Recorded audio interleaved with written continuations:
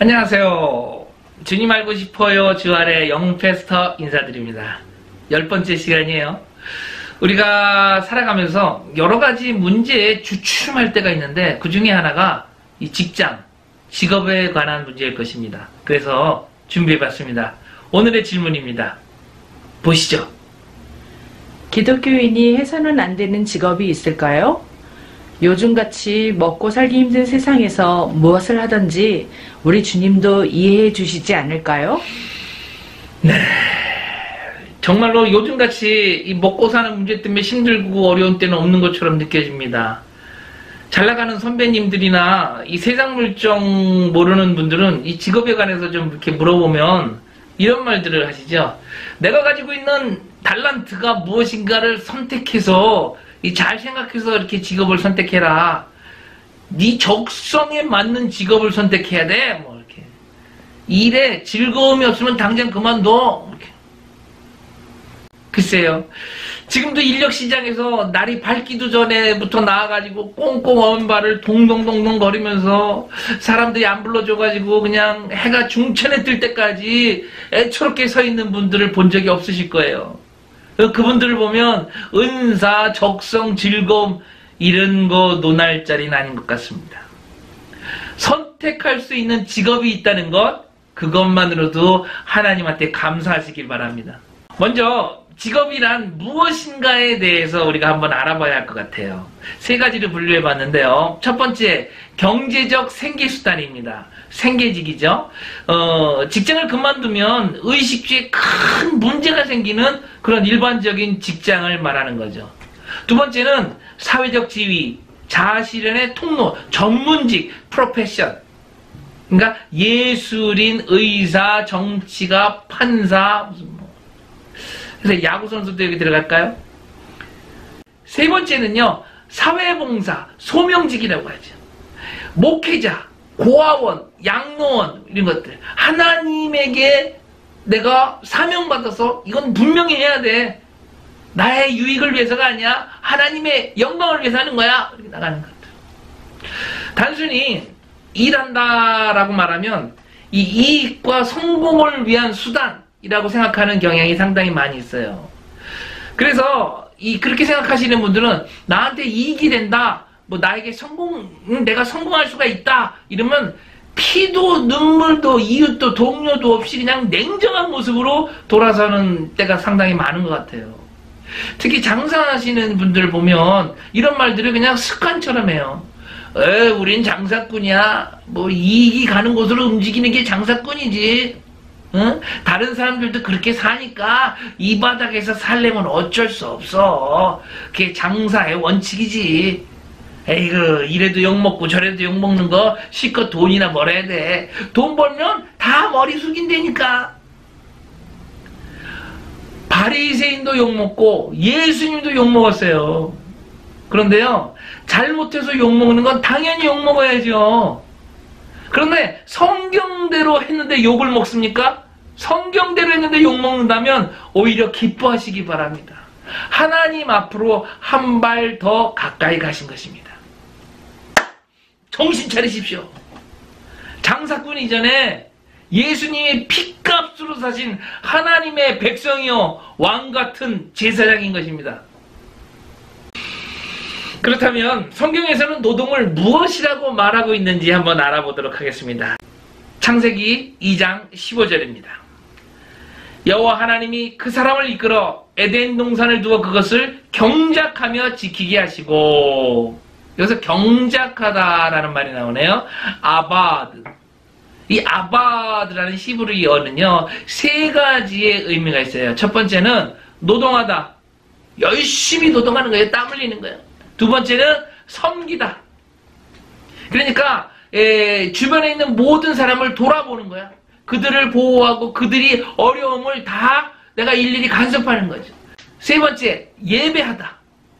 하나님이 나에게 주신 그 영향권에 있는 모든 이들과 함께 예배하는 것. 이것이 경작하다라는 것입니다. 그러니까 하나님께서 아담에게 일만 하라고 하신 것이 아니라 에덴 동산의 동물과 자연을 섬길 뿐만이 아니라 아담의 영향권에 있는 모든 것들을 예배하도록 하셨다라는 것이죠. 그렇다면 이 세 가지 요건에 충족되지 않는 직업이다라고 말한다면 하나님이 기뻐하는 직업이 아니다라고 말할 수 있을 것입니다. 이제 오늘날의 삶에 한번 적용을 해보도록 하겠습니다. 이 목회를 하다 보면 직업이 없어서 목사님한테 상담을 오시는 분들이 적지 않게 있는 것 같아요. 그죠? 그러면 같이 기도합시다. 그리고 이제 일자리를 찾아주게 되죠. 이것저것. 근데 또 결국은 또 일자리를 찾습니다. 일자리를 찾게 되면 이 한 주, 두 주는 목사님 정말 감사합니다. 뭐 할렐루야. 너무너무 좋아요. 행복해요. 이제 살았습니다. 이러다가 한 두 주, 3주 지나면 점점 교회는 뒷전이고 주일 예배도 안 나와요. 왜 안 나와요? 그때 직장에서 일이 생겨가지고요. 뭐 이런 분들이 생각보다 꽤 많이 있어요. 보통 안타까운 일이 아니라는 거죠. 이번엔 반대입니다. 반대로 일은 뒷전이고 교회에만 또 열심인 분들이 계세요. 그러면 또 이렇게 얘기를 하죠. 이래야 되는 거 아닌가요? 하고 물어보면 수요예배 참석해야죠. 금요일 초자 나와야 되는데 제가 직분을 받았잖아요. 구역장이라. 구역 사람들에게 챙기고 신방 예배 드리려면 힘들어서 그냥 제가 직장을 다닐 수가 없어요. 먼저 하나님의 나라와 의를 구하면 하나님 아버지가 지켜주실 것을 믿습니다. 그런 분에게 제가 성경 한 구절 읽어드릴게요. 디모데전서 5장 8절입니다. 누구든지 자기 친족, 특히 자기 가족을 돌아보지 아니하면 믿음을 배반한 자여 불신자보다 더 악한 자라. 우리 크리스찬의 직업 선택의 원칙, 제가 두 가지를 한번 뽑아봤는데요. 첫 번째, 강력합니다. 주일은 무조건 쉰다. 특수직을 제외하고요. 이것이 우선이 되지 않으면 안 되는 거예요. 직업 선택에서. 무슨 일요일날 저는 주방 7장을 가야 됩니다. 그럼 주방 7장 가서 예배를 드리면 되죠. 그죠? 그리고 자꾸 출장 때문에 이게 예배가 계속 지속될 수 없다 그러면 결단하셔야 되는 겁니다. 특근을 하면 보수를 더 받습니다. 2배를 준대요. 그냥 덜 받고 하나님과 교제하시기 바랍니다. 일요일에 나와야 진급에 문제가 없습니다. 그래야 진급하는 회사라면요, 그건 진짜 건강하지 못한 회사예요. 그냥 당장 결단하시기 바랍니다. 두 번째, 사회적, 윤리적 문제가 되는 것은요, 금지! 안 됩니다. 이상한 다단계 사업을 한다거나 무슨 가정을 파괴하는 유사 성행위, 무슨 안마방, 키스방, 무슨 이런 거, 요즘은 노래방에도 그런 도우미가 있다면서요. 여러분, 그런 거 하면 안 됩니다. 이번에는 직업에 임하는 자세입니다. 첫 번째, 양심에 문제가 되는 일은요, 결단을 하셔야 됩니다. 어떤 사람은 해도 된다 그러고 어떤 사람은 하면 안 된다 그러는데 이게 도대체 이게 누구의 말이 옳은 것일까? 이렇게 고민하지 마시고요. 하나님한테 기도하셔야 돼요. 그리고 내 양심이 뭐라고 하는가, 내 양심의 소리를 듣고 결정하시기 바랍니다. 그러니까 예를 들어서 식당을 운영하는데 이 식당에서 술을 좀 팔아도 될까 말까, 내가 안수 집사인데, 내가 권사인데 어떻게 하면 될까, 이거 갈등하지 마시고요. 기도하시는 거예요. 내 양심은 뭐라고 하는지, 성령님은 뭐라고 하시는지. 부끄러우면 안 팔면 되는 것이고요. 부끄럽지 않으면 당당하게 장사하시기 바랍니다. 조건이 하나 있죠. 부당한 이익을 취하면 안 돼요. 속여파시면 안 되는 것입니다. 청결 유지하시기 바랍니다. 맛있게 하셔야 됩니다. 고린도전서 10장 31절. 그런즉 너희가 먹든지 마시든지 무엇을 하든지 하나님의 영광을 위하여 하라. 그래서 직장생활 하시는 분들의 고민은 이 접대 문화라는 이야기를 상당히 많이 들었어요. 난 빨리 집에 가서 아내하고 있고 싶어, 가족들하고 있고 싶어. 그런데 밤이 늦도록 룸사롱에서 술을 마셔야 되고, 또 갈 때 뒷돈도 챙겨 넣어줘야 되고, 그렇게 안 하면 거래가 안 되기 때문에 어쩔 수 없다고 그러죠. 진짜 어쩔 수 없습니까? 창세기의 요셉을 보시기 바랍니다. 보디발 장군의 아내가 그냥 옷을 벗겨가면서 유혹을 했는데 어쩔 수 없다고 가만히 있었나요? 성경은 그런 요셉을 형통한 자라고 합니다. 창세기 39장, 그의 주인이 여호와께서 그와 함께 하심을 보며 또 여호와께서 그의 범사에 형통하게 하심을 보았더라. 일반적으로 형통하다 그러면 그냥 월급도 올라가고 보직도 막 편하게 좋은 데로 막 바뀌어지고 일이 술술술술 잘 풀리는 것을 생각하죠. 그런데 그것은 세상적인 눈을 가진 사람들이 볼 때 하는 말이에요. 아니, 형들한테 강제로 노예로 팔려가서 이 보디발 장군의 가정 총무가 된 게 그게 형통한 거니? 억울하게 감옥에 가가지고 간수장이 이쁘게 봐줘가지고 그게 형통한 거예요? 창세기 39장 31절, 간수장은 그의 손에 맡긴 것을 무엇이든지 살펴보지 아니하였으니 이는 여호와께서 요셉과 함께 하심이었더라. 성경이 말씀하시는 형통이란 그런 세상적인 진급, 뭐 월급 상승, 편안한 보직 이런 것이 아니라 여호와께서 요셉과 함께 하셨더라. 하나님이 나와 함께 하시는 것입니다. 하나님이 이끄시는 대로 하나님의 계획 속에 참여되어 주님과 함께 행동하는 것입니다. 그래서 형통한 사람은 아골골짝 빈들에도 복음 들고 가오리다. 할렐루야. 두 번째입니다.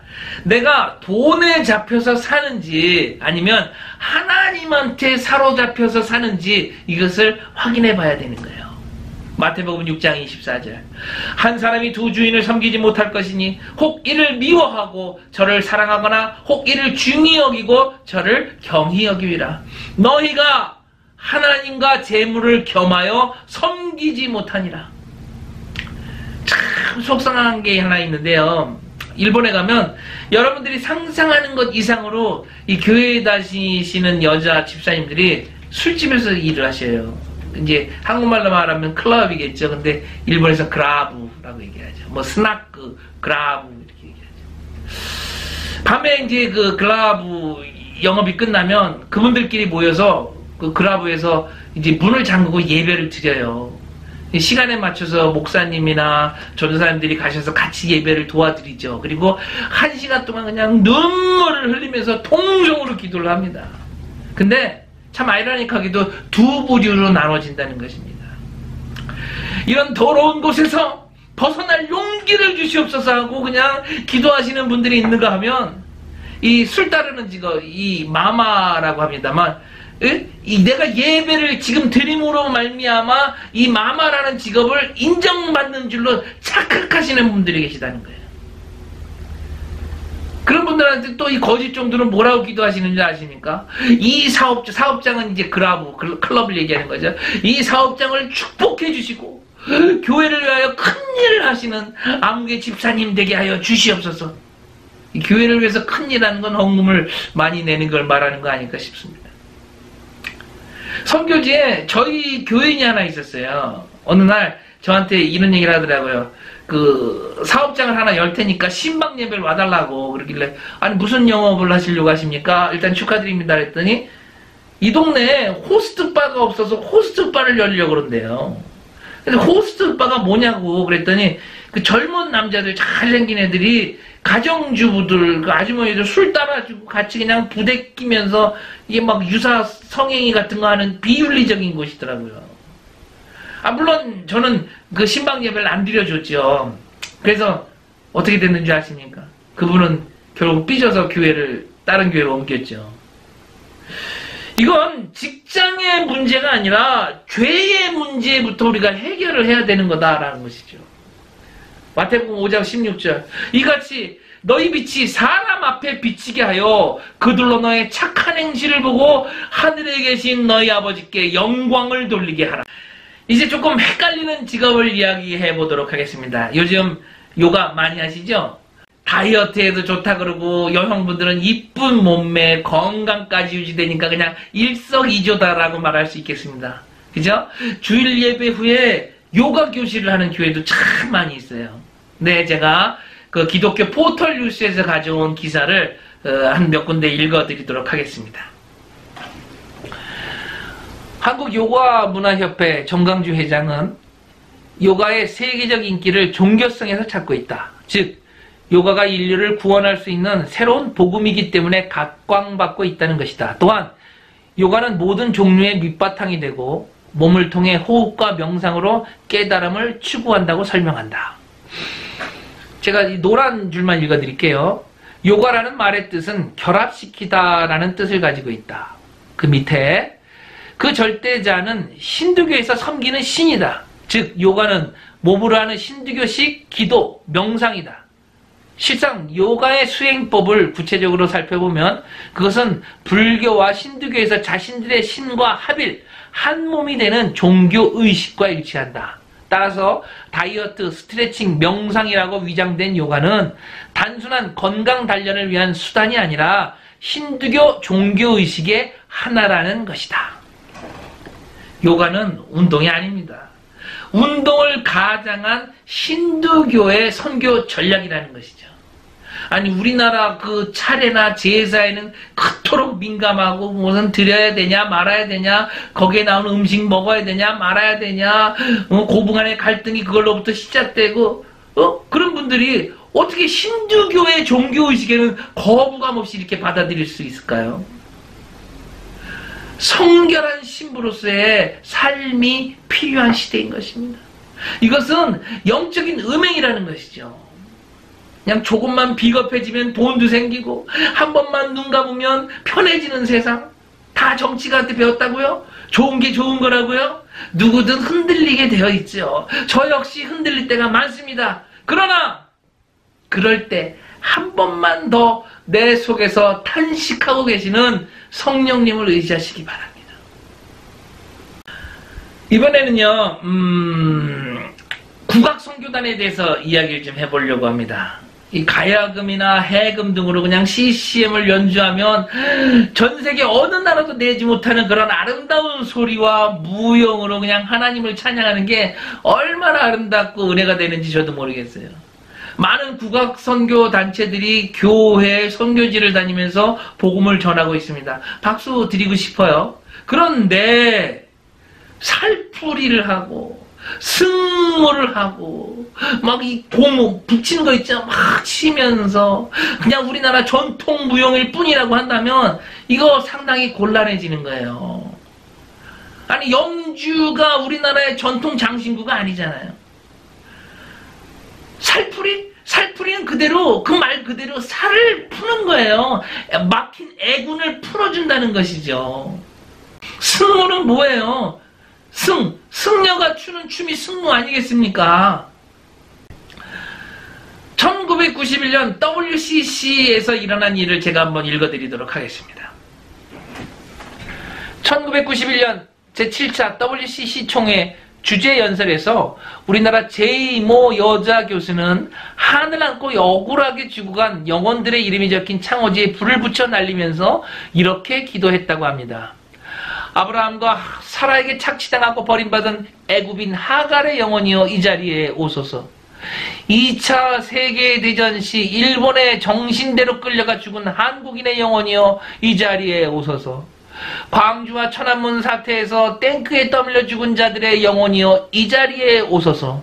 이 제2 교수는 무당 살풀이를 통해서 죽은 자들과 함께 성령을 불러내는 신성모독을 범했다는 것입니다. 분별이 필요한 시대인 것입니다. 의사라는 직업 너무너무나 존경받는 직업입니다. 선교할 때 최고로 쓰임받을 수 있고요. 보람도 있고요. 물질적 보상이나 사회적 지위도 기준 이상으로 높은 대우를 받는 것이 확실합니다. 그러나 의사라는 직업으로 하나님의 영광을 가리우는 모습도 너무나 많아요. 예를 들면 돈이 안 되는 무슨 외과 수술은 거부한다든가 그들은 입원도 못한다잖아요.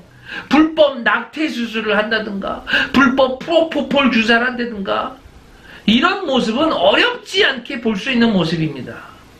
또 뭐 어제와 오늘의 말과 행동이 다른 그런 정치인 얘기 꺼내기도 싫고요.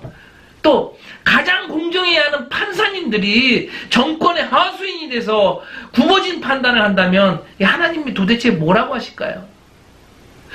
어떻게 해서든지 세금 안 내려고 꼼수 부리는 그런 사장님들, 하나님이 축복해 주실 거라고 믿습니까? 그런 몸과 마음으로 주일날 교회 와서 기도하면 하나님과 가까워질 것 같습니까? 하나님이 옳지, 그럼에도 불구하고 예배 드렸구나, 아이고 기특하다 이러실 것 같습니까?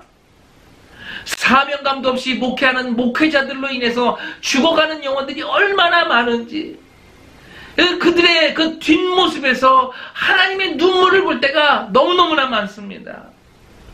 이런 걸 볼 때 내가 어떤 직업을 가져야 되는가 보다는 어떠한 자세로 직업에 임해야 할 것인가, 이걸 더 많이 연구해야 할 것 같습니다. 골로새서 3장 23절입니다. 무엇을 하든지 마음을 다하여 주께 하듯 하고 사람에게 하듯 하지 말라. 오늘의 결론입니다. 직업에는 귀천이 없습니다. 그러나 기독인에게는 해서는 안 될 직업도 분명히 있는 것입니다. 직업의 선택보다 더 중요한 것은 내가 선택한 직업에 하나님이 함께 하시는가, 이거 확인해야 되는 것입니다. 창세기에 나오는 요셉의 형통이 저와 주알 가족 여러분에게 충만히 임하시기를 예수님의 이름으로 간절히 부탁드립니다.